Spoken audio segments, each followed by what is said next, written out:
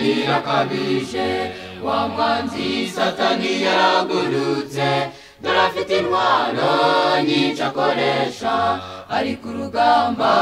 afite umurego ku manywa na nijoro ntabwo aruhuka iyi minsi turimo bagenzi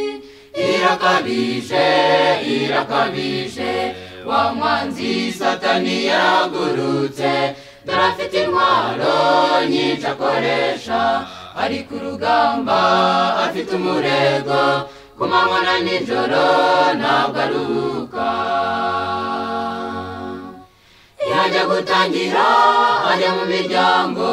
akabuza abana kumvira ababyeyi cyangwa se umugabo n'umugore bakaryana umukazana na nyirabukwe nuko dore mu miryango myinshi biracika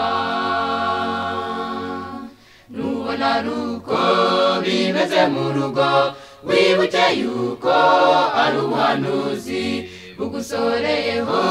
usange Yesu ubimubwire wiherereye maze wirebere ngo arabitsinda Satani agahunga amahoro akaza iyo mu miryango abuze icyanzu ajya mu itorero akabizambya abizera bakaba mu magambo mabi y'amahomvu basebya abayobozi abaririmbyi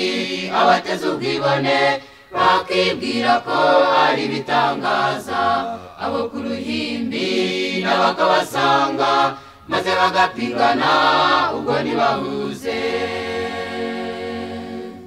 kandi ikimana ikeneye none sabizera buzuye itorero sabaririmbyi baririmba neza sinababwiriza bambaye karuvati ahubwo irashaka ko twuzura umwuka iby'icyubahiro tubifashe hasi maze duce bugufi imbere ya Yesu maze tumubwire ko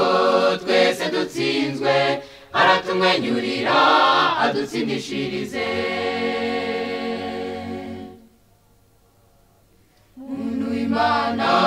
uri hano none nkavi uri Satani atabona watsindira hagarara neza ushinge ibirindiro wambaye intwaro zose z'Imana kuko urugamba turwana si urwacu umugaba wacu ni Yesu watsinze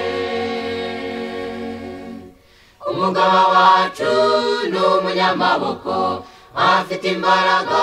z'akaburankomyi arashaka kuzinyuza muri wowe kugira ngo utsinde wa mugome Satani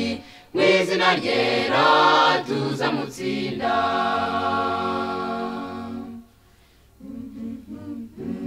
muntu w'Imana wumva ubutumwa uyu munsi nubwo Satani yahagurukiye kukurwanya ariko wihanganire muri Yesu niwe byiringiro byacu n'umukiza uwo mugaba wacu ni umunyamaboko afite imbaraga z'akaburankomyi arifuza kuzinyuza muri wowe kugira ngo utsinde uwo mugome kandi numwemerera Yesu watsinze azatsinda Yesu watsinze azatsinda Yesu watsinze azatsinda Yesu watsinze azatsinda